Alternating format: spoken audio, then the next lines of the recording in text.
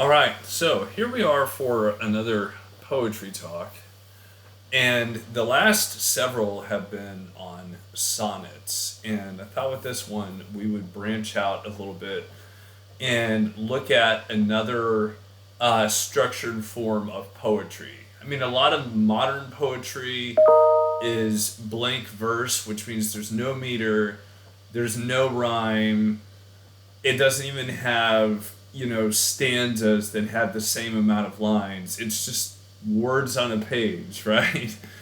And and this I mean, for lack of a better way of putting it. And so but there are several just classical structures of poetry that that have been used down through the ages. And probably the most common one is the sonnet, which again is what we've been looking at. But there's another one that I want to discuss today, which is called the Villanelle. Villanelle.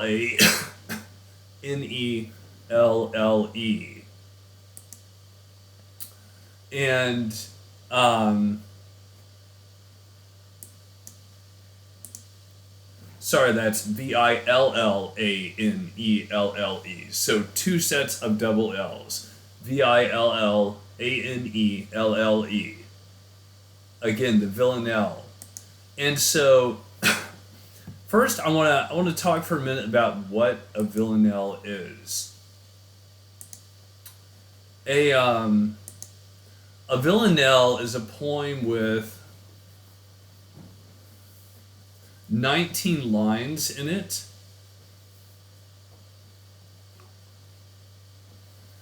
And those 19 lines, the poem is broken. And if you want, you can even look at, there's a couple of links attached to this YouTube talk, because I'm gonna talk about two different poems today. Okay, so you can look at either of those links that I have attached. Those are the two poems we're looking at.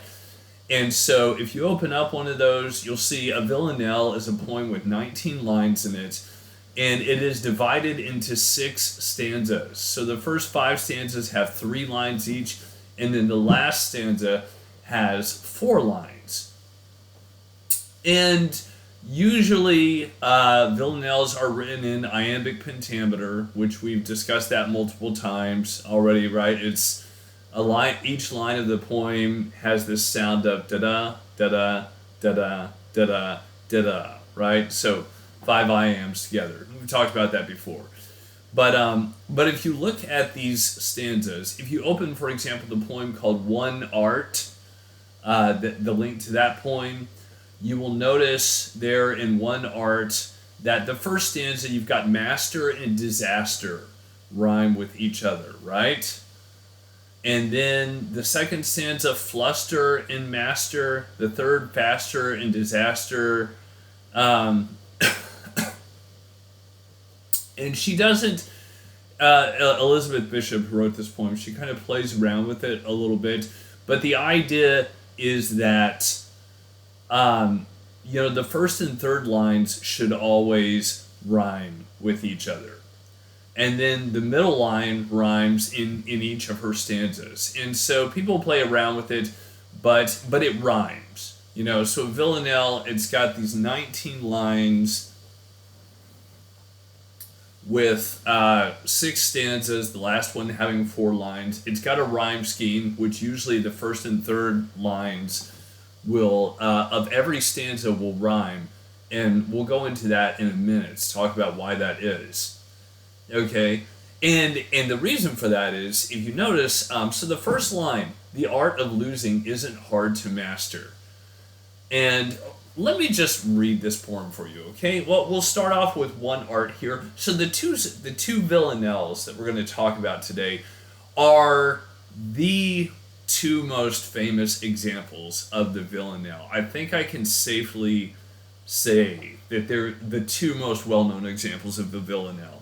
The villanelle, so the sonnet, to kind of give you an idea, what we think of as the sonnet today was sort of created by about the 13th century. So it's been around for 700 years, give or take a few decades. Um, and the Villanelle, the first solid example we have of a Villanelle, what we would call a Villanelle today, was written in the 17th century. And so the Villanelle is a form of poetry that's about 400 years younger than the sonnet. So it hasn't been around nearly as long. It's a little more modern, a little more contemporary in style. And not as popular. It's a little harder to do well. And one of those, we'll go into that in a minute when we look at Elizabeth Bishop's Villanelle. But talking for a second about Elizabeth Bishop, she lived from 1911 to 1979, and one of my favorite poets.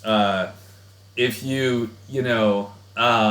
couple others that she's written, The Fish. The Fish is just brilliant in its detail. Another one that I really love by her is At the Fish Houses. So you get a fish theme going on, right? But The Fish, yeah, if you want to read something else by her, that's just a beautiful poem. So let's go into it, all right? I'm going to read her one art. The art of losing isn't hard to master. So many things seem filled with the intent to be lost that their loss is no disaster. Lose something every day. Accept the fluster of lost door keys, the hour badly spent. The art of losing isn't hard to master. Then practice losing farther, losing faster, places and names, and where it was you meant to travel. None of these will bring disaster. I lost my mother's watch, and look, my last or next to last of 3 loved houses went. The art of losing isn't hard to master. I lost 2 cities, lovely ones, and vaster some realms I owned, 2 rivers, a continent. I missed them, but it wasn't a disaster. Even losing you, the joking voice, a gesture I love, I shan't have lied. It's evident the art of losing is not too hard to master, though it may look like, write it, like disaster. Okay. So let's look through this poem a bit. As I said, a Villanelle, the 19 lines of 6 stanzas, and if you will notice, within this rhyme scheme, the first and third lines there rhyme, and every other stanza, going down until the last stanza, the first and third lines are going to rhyme, because key to the Villanelle structure is this concept that after the first stanza, the last lines of each following stanza are all repeats of the first and third lines of the first stanza. You're like, what? So, first line of the first stanza, the art of losing isn't hard to master. At the end of the second stanza, that line repeats itself. At the end of the fourth stanza, that line repeats itself. And in the third line of the last stanza, that line repeats itself again, basically, with a little twist. Now, you look at the last line of the first stanza, to be lost that their loss is no disaster. And that one, she kind of like, again, she doesn't stick to it. She, plays around with a little bit. This is modern poetry, right? To be lost that their loss is no disaster. And then end of the third stanza, to travel, none of these will bring disaster. End of the sixth stanza, I missed them, but it wasn't a disaster. And then last line of the last stanza, though it may look like disaster. And so the idea with a traditional Villanelle is that after the first stanza, the first and third lines then flip flop back and forth as you go through, uh, as the last line of each stanza, until you get to the very last stanza, which has four lines. In which case, both lines come in at the end of that stanza. And again, Bishop has played around with this a little bit. That last line of the first stanza, to be lost, that their loss is no disaster, that doesn't get an exact repeat anywhere else in the poem. But she does stick with that first line. It does get an exact repeat basically three other points in the poem. And so you're basically flip-flopping the first and third lines throughout the rest of the villanelle. If you've got like a hard-nosed traditional villanelle with Bishop, which Bishop messes around with here a little bit. And so, as far as the theme and stuff of the poem goes, I just, this concept of losing stuff, right? We lose all sorts of things in the course of a life. We lose our keys, Last week I lost those, and that was pretty stressful. Coming up with them after a couple of days of not being able to drive one of our cars. And then she goes on. Elizabeth Bishop was an immigrant. I'm trying to remember from which country, I forget. But she's like, I've lost continents. I've lost whole countries and continents and keys, and I even lost you. A lover, a friend. Not exactly sure who she's writing this sonnet to, but she's like, it's not easy. It's not hard to master this. Someone once said, to be a genius in any given field.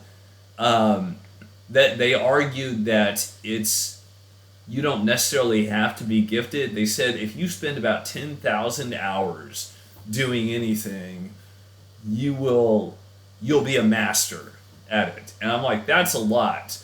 But we all spend a lot of time losing things. And so she's like, this art isn't hard to master, Most of us get pretty talented at it in the course of a life. So feel free to chat that up in the comments box. Your further thoughts on this poem. All right, let's go look at the other villanelle that we're looking at. And again, as I said, these two, they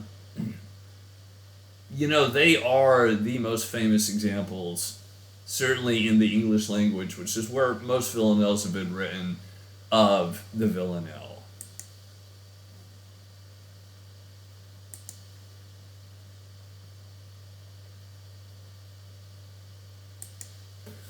Okay, so now we're looking at Dylan Thomas's Do Not Go Gentle Into That Good Night.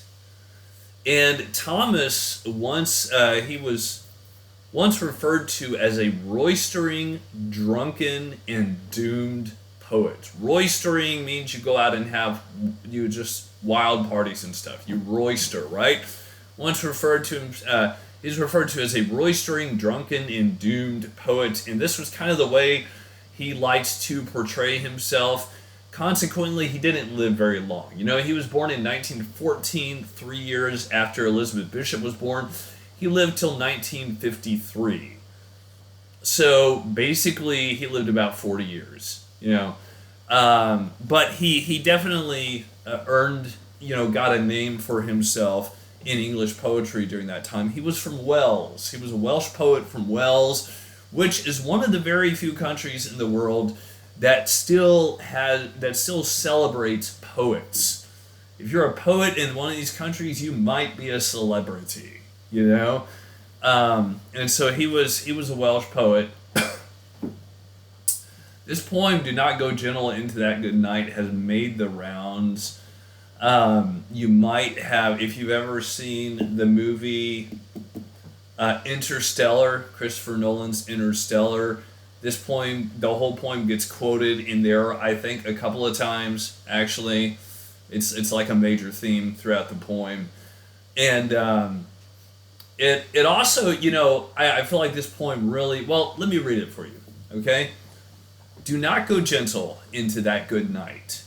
Old age should burn and rave at close of day. Rage, rage against the dying of the light. Though wise men at their end know dark is right, because their words had forked no lightning, they do not go gentle into that good night. Good men the last wave by, crying how bright their frail deeds might have danced in a green bay. Rage, rage against the dying of the light. Wild men who caught and sang the sun in flight and learned too late they grieved it on its way. Do not go gentle into that good night. Grave men near death who see with blinding sight, blind eyes could blaze like meteors and be gay. Rage, rage against the dying of the light. And you, my father, there on the sad height, curse, bless me now with your fierce tears, I pray. Do not go gentle into that good night. Rage, rage against the dying of the light. And so this one, Dylan is not being as a modernist as Bishop. You know, she kind of plays around with the form. This is a straight up Villanelle. You get that do not go gentle into that good night repeated exactly, you know, in the first line, of course, and then at the end of the second, fourth, and sixth stanzas there, you get an exact repeat of that line. And then rage, rage against the dying of the light, you get an exact repeat of that line at the end of the first, third, fifth, and sixth stanzas. And actually, you know, at the end of, in the last stanza, which has 4 lines of a villanelle, you're always supposed to get both lines repeated, okay? So this is, this is exactly the traditional villanelle style here. You know, one thing that people have said about villanelles, it's, you know, one thing that makes it so hard to pull off a good villanelle, probably the main thing, is you run the danger of just sounding repetitive with those lines, and it kind of gets boring. You know, it's hard to pull that off and really make it feel meaningful and not just like you're just repeating some lines. But it also, I was reading where somebody commented, it was actually in the Villanelle article on Wikipedia, they were commenting about how, you know, one area in which this, you know, people have commented about sonnets that, you know, traditionally it was thought that a sonnet could only be about love, only be about romance. It's like, was just the notion that people had until modern times, the last couple of centuries, when people were like, no, you could write a sonnet about anything. It was interesting. Initially, it was romantic love was the theme of sonnets, and then religious love. You know, religious devotion became the theme of sonnets.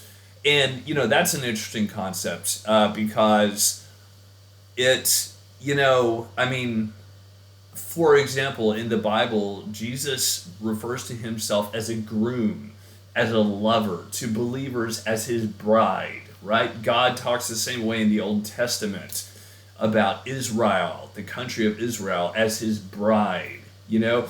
Sometimes very explicitly. And so there's this metaphor of romance, and you find it in other religions too, this metaphor of romance between gods or God and those who worship, you know.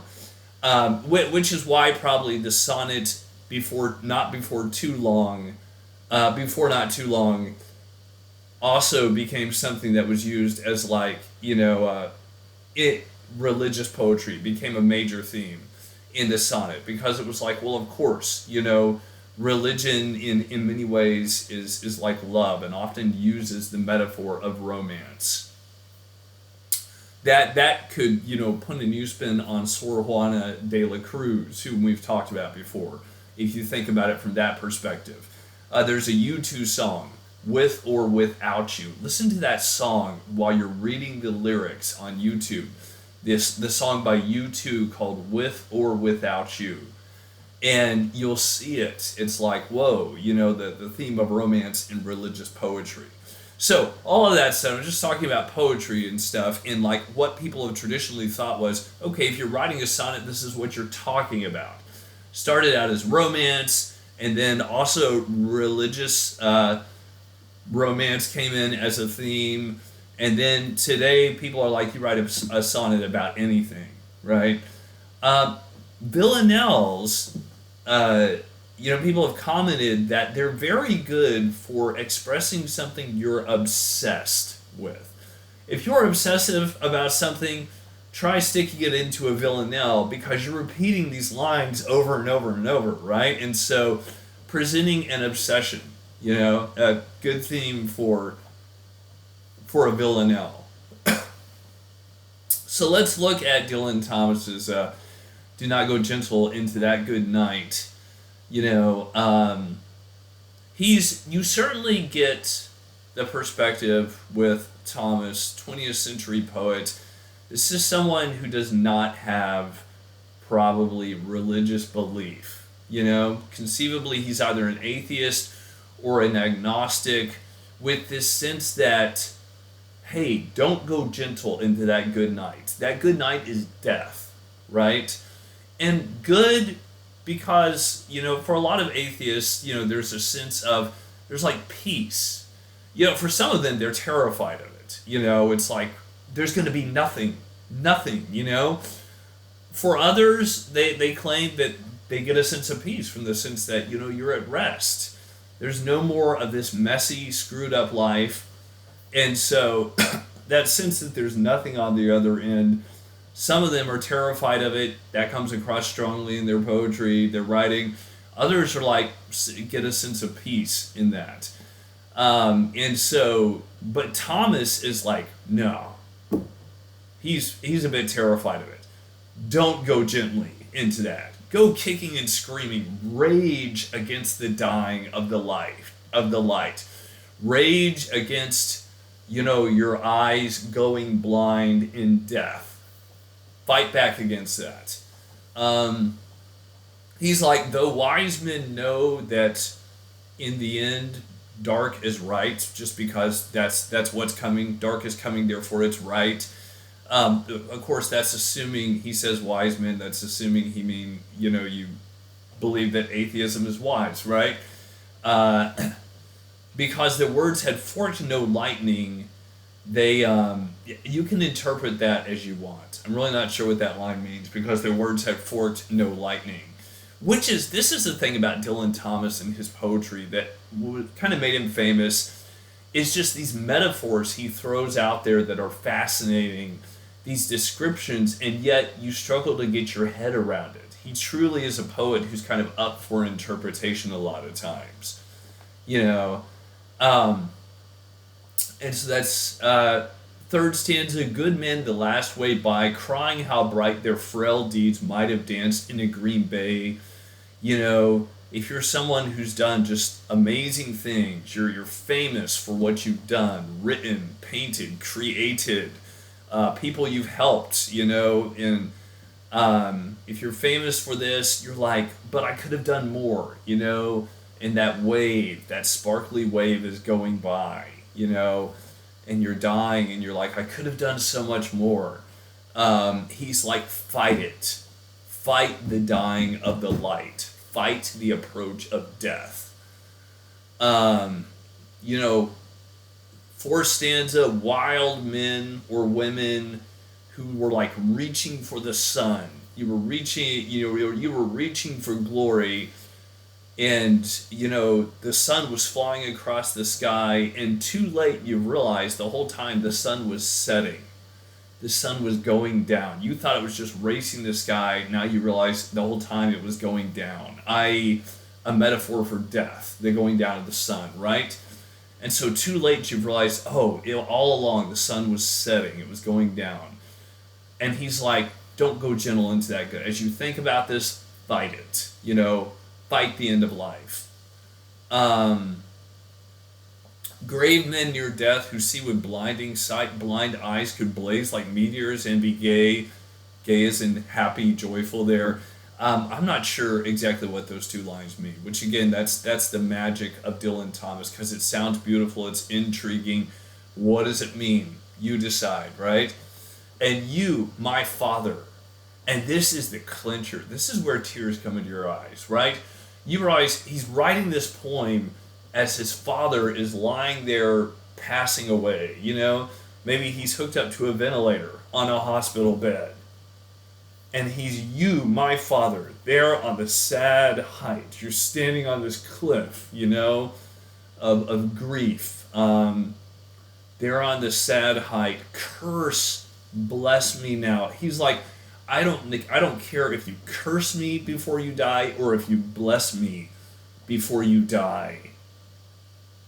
Just fight it. Fight death. It's powerful.